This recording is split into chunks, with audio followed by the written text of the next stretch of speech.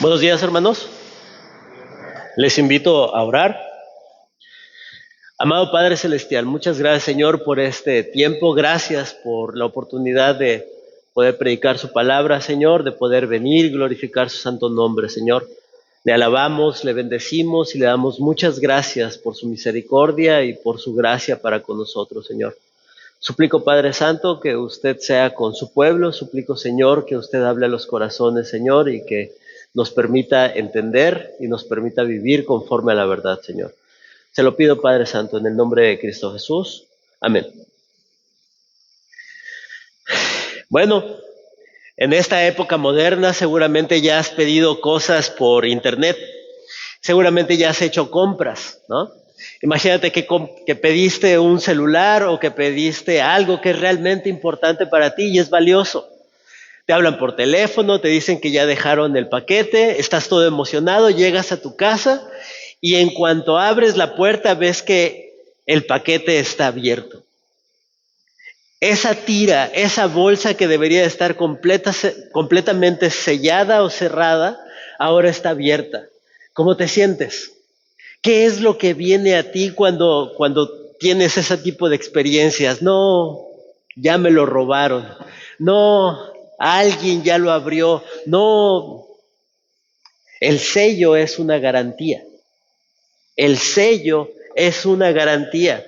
El sello asegura que el contenido no ha sido manipulado, que no ha sido extraído.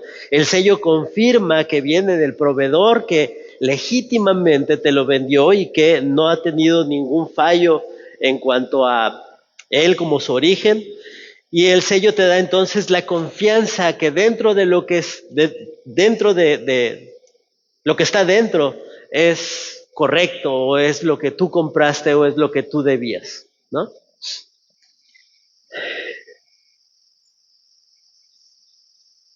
En la vida del creyente hay personas que consideran que pueden perder la salvación. Hay personas que consideran que han llegado a la gracia de Dios, que consideran que tienen la bendición de la salvación, pero que ellos se deben de mantener en esa gracia y que ellos deben de estar promoviendo ciertas conductas, ciertas maneras en las que deben de sostener esa gracia.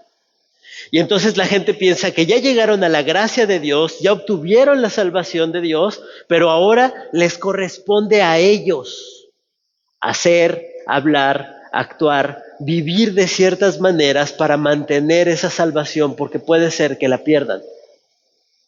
Lamentablemente esta es una de las falsas creencias que niegan el Evangelio y que niegan la obra de Dios. Hermanos, cuando una persona ha sido salvada por Dios, ha sido sellada por Dios. Eso quiere decir que hay una garantía, que hay una confianza, que hay una seguridad de que aquello que Dios ha establecido no va a ser violado, no va a ser manipulado, no va a ser robado. Cuando nosotros somos sellados por Dios, nosotros recibimos la certeza de que no hay absolutamente nada que nos pueda separar de Dios. Y Efesios capítulo 1, versículo 13 y 14 dice así: en él también vosotros, después de escuchar el mensaje de verdad del evangelio de vuestra salvación, y habiendo creído, fuiste sellados con el Espíritu Santo de la promesa, que nos ha dado como garantía de nuestra herencia, con miras a la redención de la posesión adquirida de Dios para la alabanza de su gloria.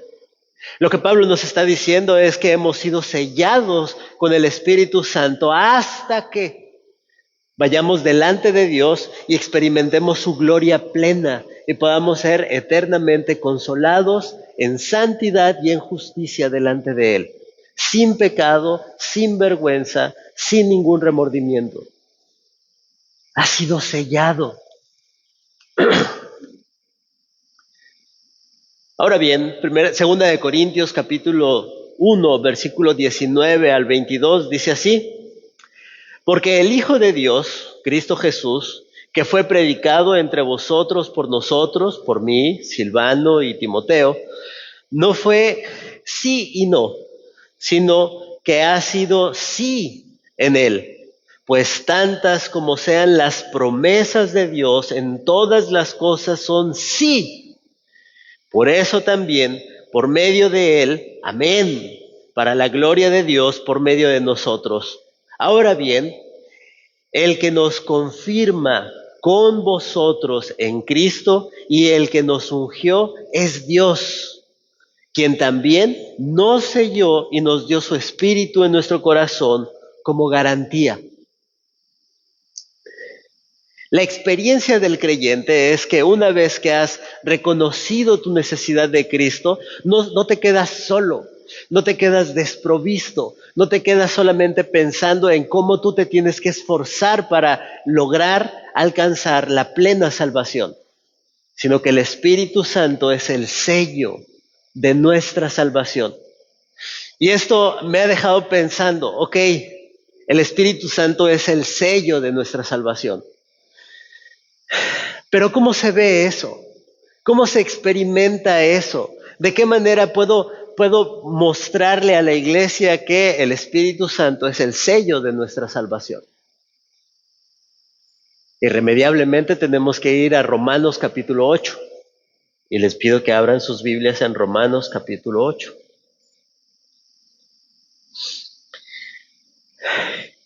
El libro de Romanos nos habla de dos palabras importantes para la vida de un creyente. Nos habla de la justificación y nos habla de la santificación.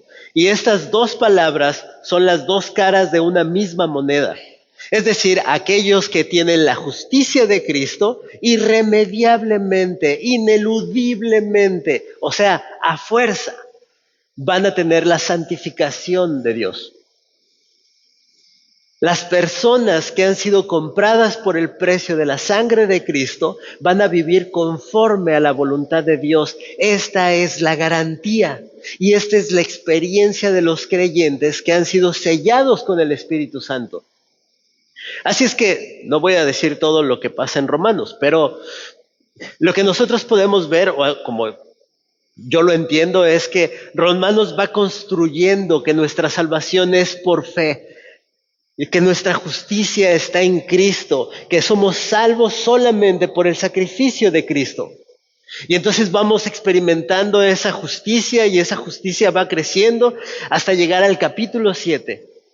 Y en el capítulo 7 Pablo dice, miserable de mí, porque quiero hacer una cosa, pero termino haciendo otra cosa. Y hallo estas dos leyes dentro de mí.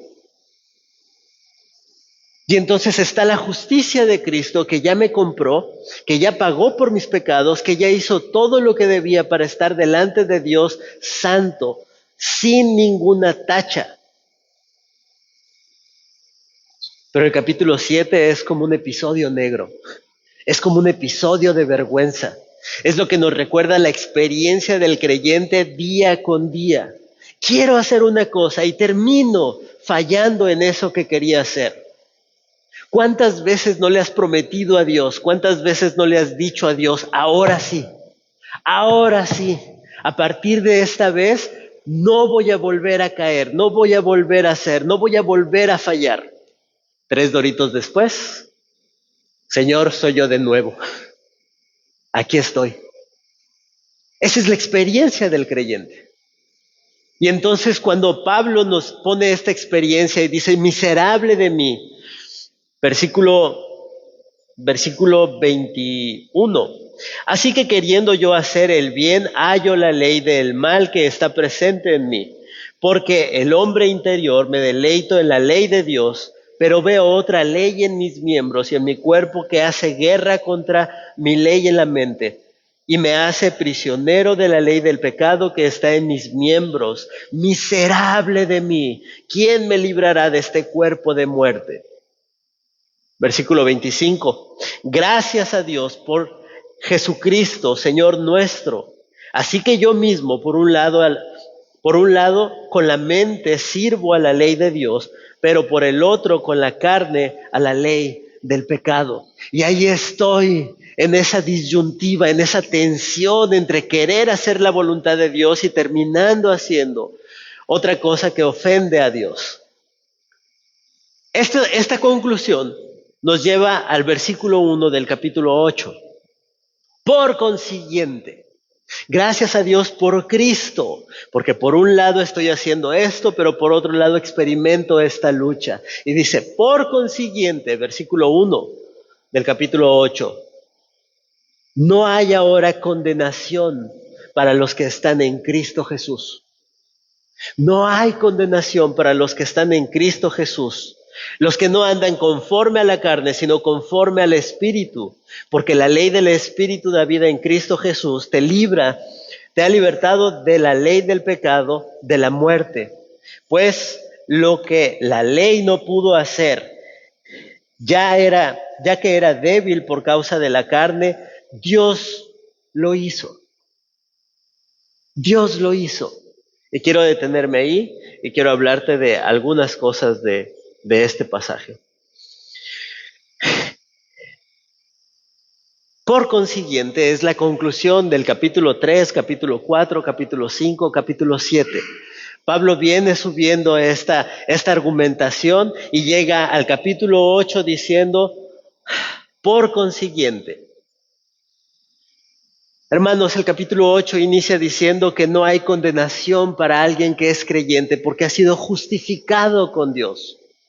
Y en la última parte del capítulo 8 nos dice que nada nos podrá separar del amor de Dios que es en Cristo Jesús. Ni tribulación, ni angustia, ni hambre, ni desnudez, ni ninguna cosa creada, ni lo alto, ni lo profundo, ni nada nos podrá separar del amor de Dios. Así es que el capítulo 8 de los Romanos es como si Dios pusiera las vías por las cuales un creyente debe de andar. Por un lado no hay condenación, pero por otro lado no hay nada que te separe de Dios. Esto es ser sellado por el Espíritu Santo. Ser sellado por el Espíritu Santo es tener la garantía de que no hay condenación, de que tus pecados han sido saldados en la cruz. Pero al mismo tiempo es la garantía de que no hay nada, absolutamente nada en este mundo que te va a separar del amor de Dios en Cristo Jesús. Porque el Espíritu Santo está contigo. Y este es el desafío que tengo esta mañana. Solamente te quiero hablar de dos cosas. No puedo ir más. No puedo ir más. Con esto ya quiero dejar establecido que es la justicia de Dios lo que no te condena y al mismo tiempo es el amor de Dios en Cristo Jesús a través de su Espíritu Santo que te va a mantener para siempre con Él. Por lo tanto, un verdadero creyente que ha sido sellado por el Espíritu Santo puede estar en paz. Pero eso no quiere decir que estar en paz implique que vas a vivir como se te pega la gana. Eso no quiere decir que, no importa, voy a pecar, total, la gracia sobreabunda. Ese no es el sentido del llamado, porque alguien que ha sido justificado en Cristo debe de ser santificado por el Espíritu Santo. Y esto es lo que nos plantea la primera sección del capítulo 8. No hay condenación para los que están en Cristo Jesús. Versículo 2, porque la ley del Espíritu de vida en Cristo Jesús te ha librado de la ley del pecado y de la muerte. Pues lo que la ley no pudo hacer, ya que era débil por causa de la carne.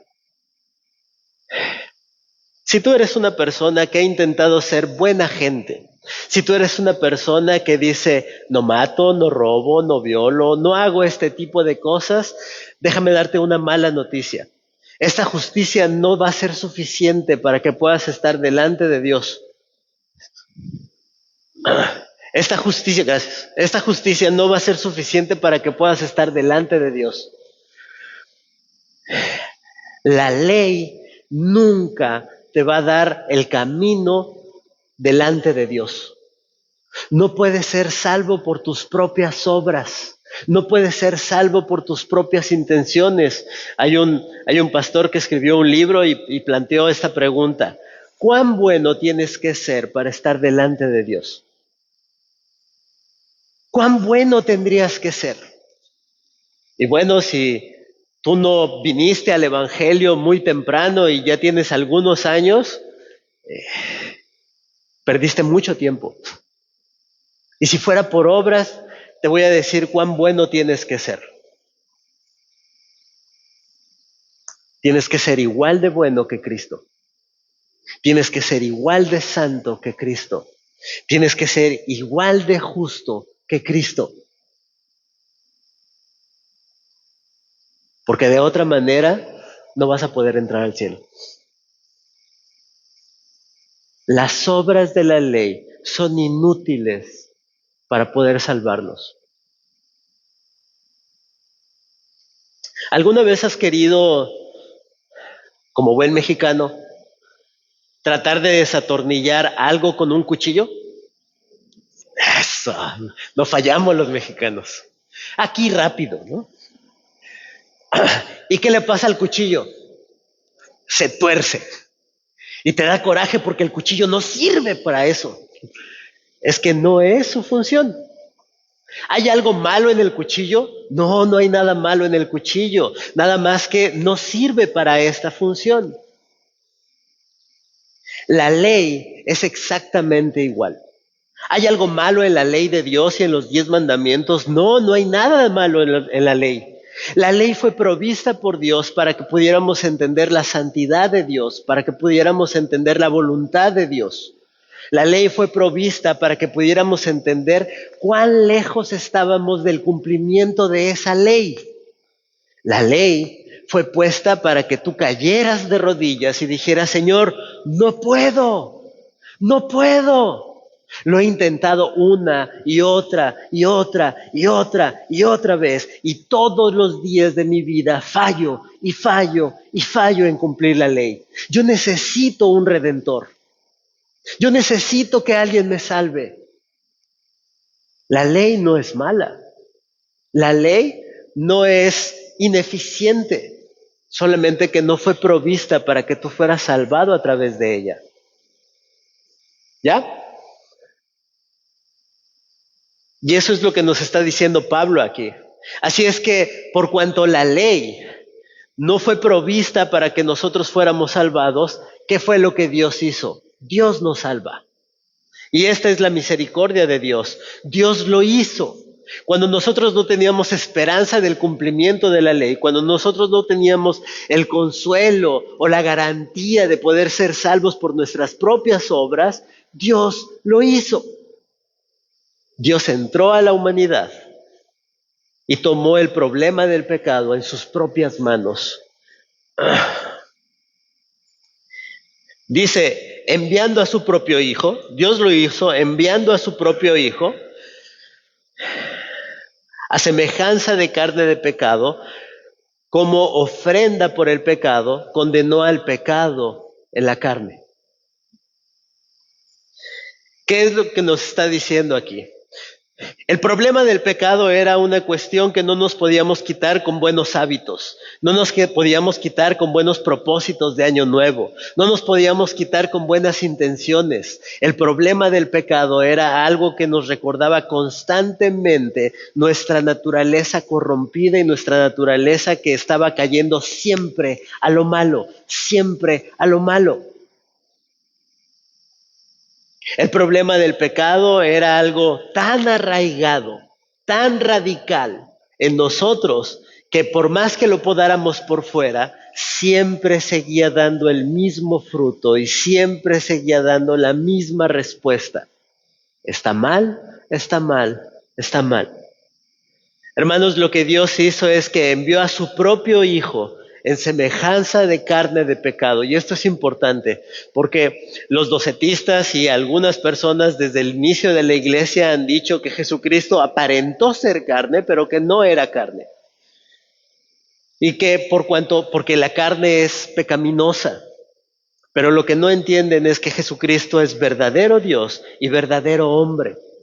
Así es que el problema del pecado es tan radical y es tan terrible que Dios se tuvo que hacer hombre y tuvo que entregarse en propiciación, en sacrificio por nuestro pecado. La justicia de Dios tuvo que ser aplacada por el sacrificio. Así es que Él se hace hombre y se entrega para condenar al pecado. Este es nuestro Señor salvándonos. Este es nuestro Señor diciéndonos, tú no puedes, yo lo voy a solucionar. Hermanos, la salvación por gracia es algo que puede ser la mejor de las noticias o puede ser la noticia más ofensiva que escuches. ¿Cómo? Entonces, ¿quiere decir que yo no participo en nada de eso? No, no puedes participar en eso. Es un regalo por gracia. Es un regalo no merecido. Es algo que no puedes comprar, que no puedes canjear, que no puedes juntar ciertos puntos para llegar a Él. No puedes. Se nos ha ofrecido gratuitamente en la obra de Jesucristo. No hay nada que nosotros podamos hacer y no hay nada que nosotros podamos ofrendar y no hay nada que nosotros podamos completar a esa salvación.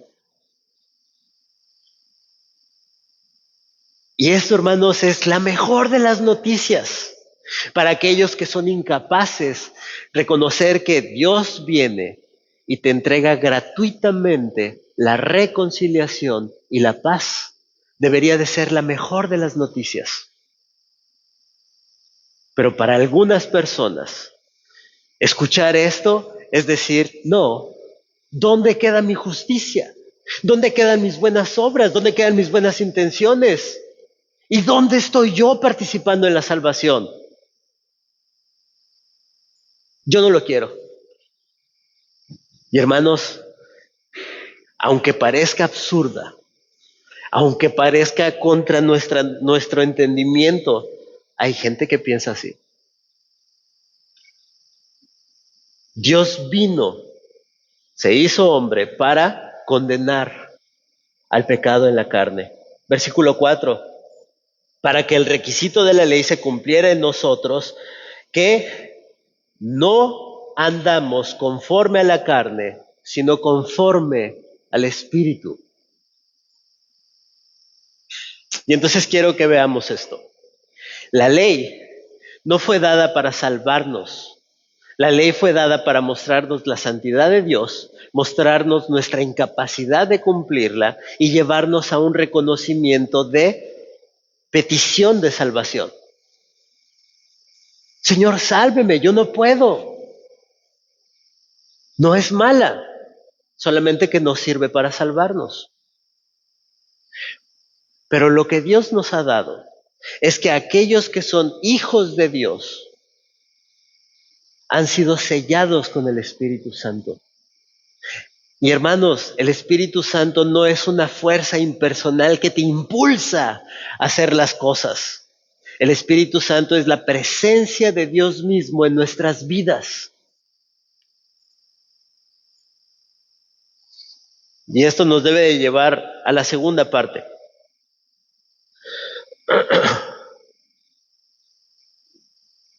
Versículos 5 al 8.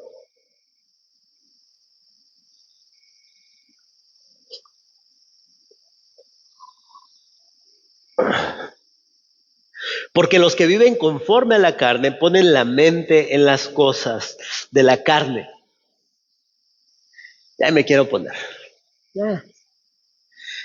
Tenemos un buen para esto. Cuando Pablo habla de carne, no se está refiriendo a la carne física. La palabra que utiliza se está refiriendo a todo nuestro ser. No se trata de la piel solamente, ni se trata del músculo, sino se trata de todo nuestro ser. Y va más allá que eso. Se trata a que todas las intenciones, todos los deseos, toda la voluntad de este hombre está en esta tendencia, en una tendencia corrompida, en una tendencia pecaminosa, en una tendencia de enemistad contra Dios. Y entonces cuando volvemos a leer dice, porque los que viven conforme a la carne. Hermanos, la carne es el reconocimiento de que nuestra naturaleza es ser atea. Nuestra naturaleza es ser enemigos de Dios. Nuestra naturaleza es ir en contra de la voluntad de Dios. Nuestra naturaleza es estar hostiles a Dios. Pero los que viven conforme a la carne, los que viven de esta manera, ¿qué es lo que hacen? Ponen su mente en las cosas de la carne. Bueno, es interesante poder ver cómo es la carne. Efesios capítulo 2, por favor.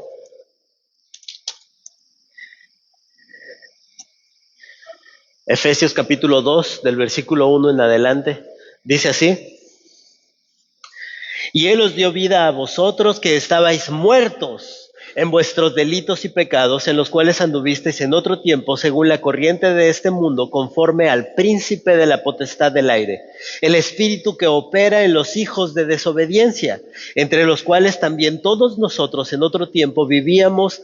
Y aquí viene lo importante: en las pasiones de nuestra carne, satisfaciendo los deseos de la carne y de la mente, y éramos por naturaleza hijos de ira. Te lo voy a poner de manera más sencilla. Cuando una persona está caracterizada por la carne, es una persona que es egoísta. Es una persona que nada más está pensando en su beneficio. Es una persona que no va a dar pie, no va a dar paso a menos que obtenga más que el resto de las personas. Es una persona que está viendo al resto de las personas como instrumentos para alcanzar sus propios propósitos. Piensa en las últimas cosas en las que has entrado en pleito. Has entrado en pleito y has discutido porque hay egoísmo en ti. Porque estás pensando en ti y porque las personas que están a tu alrededor te están quitando la paz que tú mereces. Te están quitando los derechos que tú mereces. Eres egoísta y eres un amador de ti mismo. Y si tú te levantas y dices, primero yo, después yo y después yo, y para ti no hay oportunidad de un autosacrificio, y para ti no hay oportunidad de una negación personal, y para ti no hay un pensar en los otros, tú eres una persona que está caracterizada por la carne. Y esto te hace enemigo de Dios. Porque si la gente es obstáculo para que tú seas feliz, pues los deshago. Y si Dios es obstáculo para que sea feliz, pues lo saco de la escena.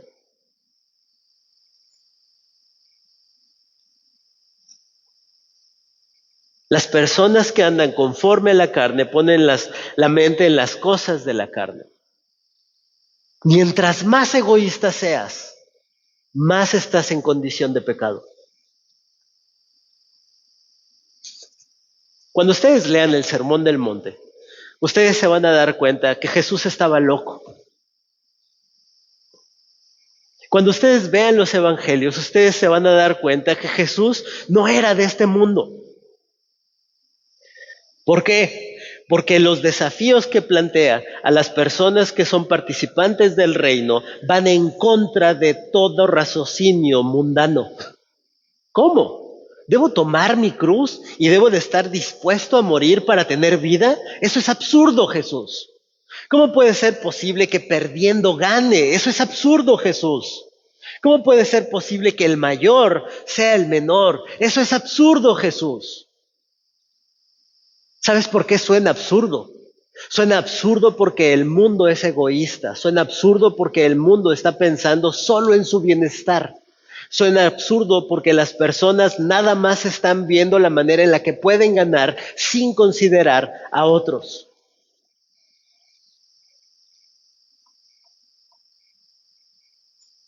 ¿Cuánto egoísmo está en tus relaciones? ¿Cuánto egoísmo está en tu matrimonio?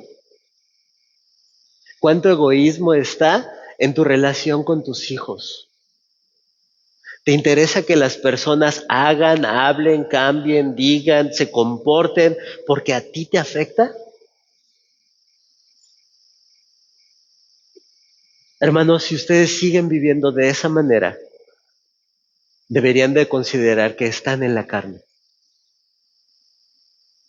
Si el principio rector de todo lo que tú haces eres tú mismo, tú mismo, tú mismo, eres un egoísta enemigo de Dios y por naturaleza eres ateo.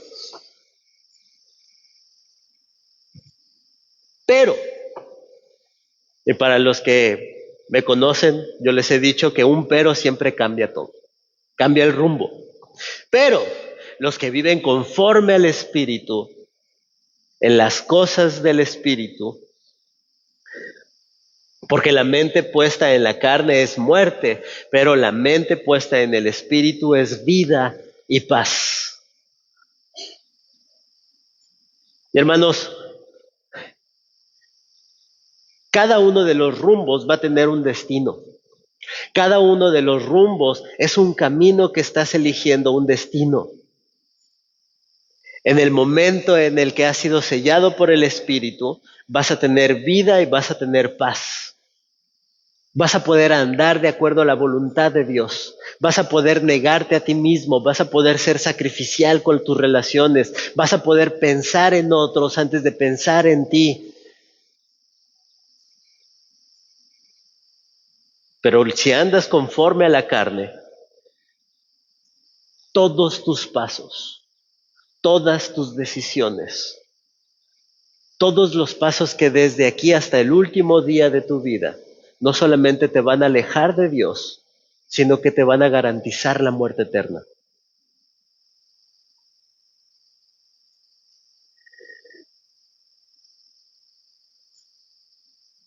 Así es. Punto.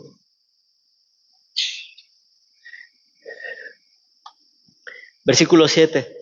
Ya que en la mente puesta en la carne es enemiga de Dios porque está sujeta a la ley de Dios, pues ni siquiera puede hacerlo. Pero los que están en la carne no pueden agradar a Dios.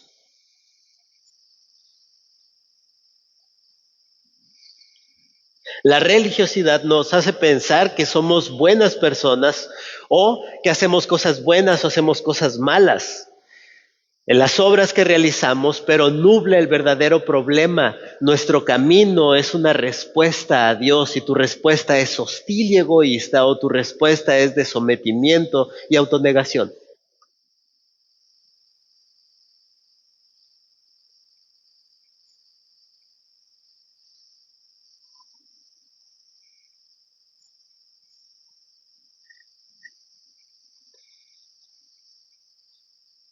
Cuando yo estaba en el seminario, estaba en segundo año del seminario, yo tenía que predicar todos los domingos y tenía que dar escuela dominical y tenía que dar estudios y tenía que ver un montón de cosas y aparte tenía griego. Y el griego era, la calificación mínima era 90. Entonces si yo me sacaba 89, reprobaba y tenía que volver a pasar el examen. Y el sistema del seminario es que tú podías repetir el examen cuantas veces pudieras, pero empezaban todos en el capítulo 1 y al siguiente día el capítulo 2 y al siguiente día el capítulo 3 y de repente tú te quedabas en el capítulo 2 y ellos ya iban en el 4 y tú ibas en el 3 y ellos ya iban en el 6 y entonces te ponía bajo mucha presión, mucha presión. Y fue uno de los momentos en donde dije, Cristo, ya ven, ya por favor, ya que esta vida se acabe. Estaba sumamente tenso. Ahí fue donde perdí mucho de mi cabello. No se rían, es en serio. Parecía perro pelechando así mi hamaca. Ahí fue donde... Y conforme pasa el tiempo, la presión fue cada vez más y cada vez más. Y hermanos, la única esperanza que yo tenía en ese momento es, Cristo, ya ven. Yo ya no quiero más. Ya, esto ya fue suficiente para mí. Cristo, ya ven, por favor. Pero eso es egoísta.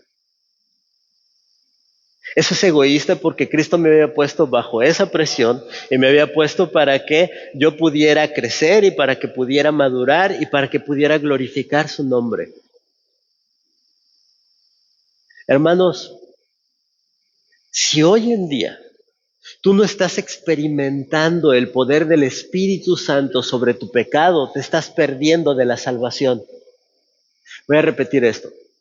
Si hoy en día no estás pudiendo experimentar el poder de Cristo sobre tu pecado, te estás perdiendo de la salvación. Hermanos, la bendición que tenemos aquí y ahora es que los que andan conforme al Espíritu van a poder luchar con su pecado y van a poder vencer al pecado. La garantía no es solamente tener una vida con Cristo en la eternidad, la garantía más gloriosa que nosotros podemos experimentar aquí y ahora es el poder del Espíritu Santo para vencer a nuestro pecado. Si eres un verdadero creyente, tú deberías de rendirte al Espíritu Santo. Y aquí quiero que piensen en esto. No estoy diciendo que te esfuerces más. No estoy diciendo que te levantes a las 3 de la mañana a orar 2 horas de rodillas y después te pongas a leer 4 horas. No estoy diciendo eso. Eso es ser religioso. No estoy diciendo que vengas todos los días a la iglesia y que estés todo el tiempo en la iglesia. No estoy diciendo eso. Porque si tú haces esto para poder vencer a tu pecado, no lo vas a vencer. Te vas a volver un religioso y después te vas a traumar.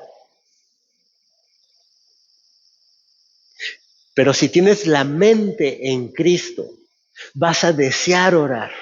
Y si tienes la mente en el Espíritu Santo, vas a desear leer la palabra de Dios. Y si tienes la mente en el Espíritu, vas a querer luchar con el pecado. Y andar en el Espíritu no quiere decir ausencia de pecado. Andar en el Espíritu quiere decir tener el poder para luchar contra el pecado. Andar en el Espíritu implica que yo estoy deseando la voluntad de Dios, que yo estoy deseando honrar a Dios, que yo estoy deseando enfrentar mis circunstancias para la gloria de Dios.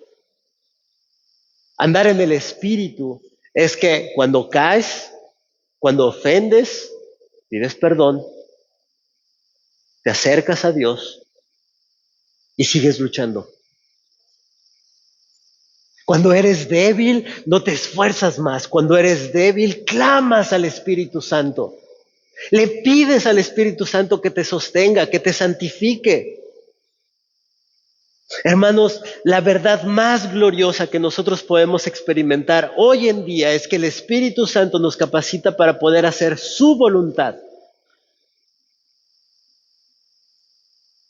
¿Cuál es el pecado que te tiene esclavizado? ¿Cuál es el pecado que te causa vergüenza delante de Dios? ¿Cuál es el pecado con el que estás luchando? Clama al Espíritu Santo.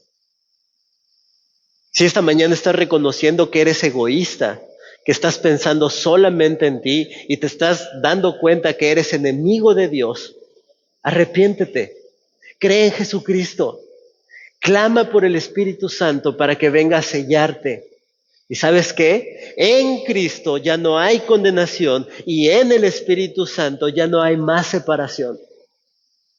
Y entonces, hermanos, nosotros podemos leer lo que dice el versículo 30 en adelante de Romanos 8, 31. Entonces,